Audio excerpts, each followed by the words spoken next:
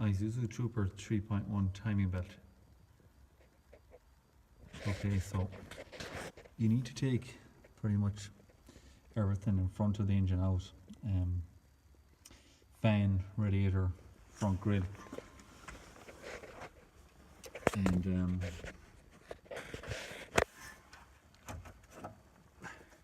there's a point here.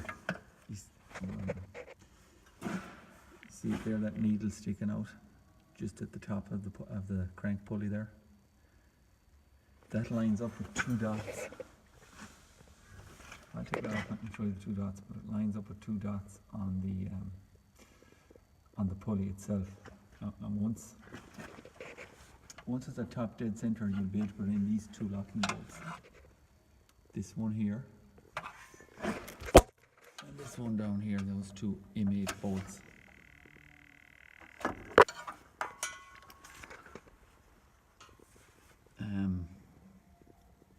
That will lock the camshaft and the injection pump.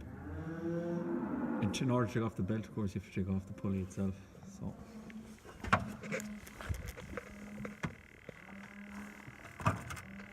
see if I can get a better view of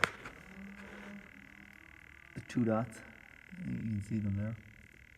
So that's top dead center. You may have to go around a second time.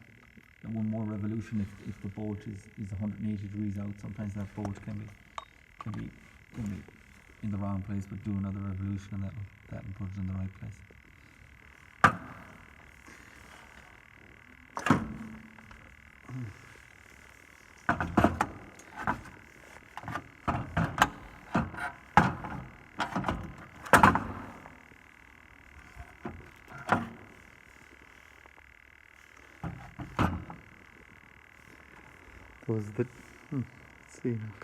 Those are the two marks on the inside of the pulley. And the pulley itself, it lines up with that little hole. And you see, it comes through it. That's it.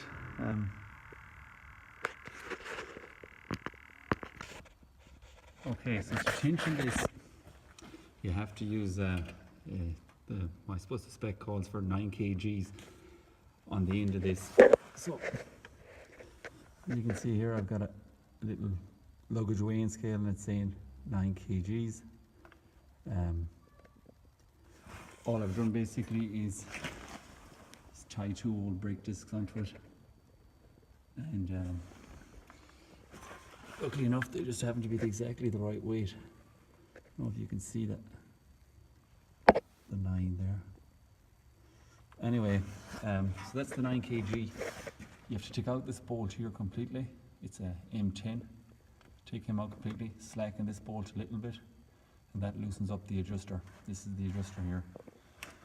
Everything should be tight here, here, here.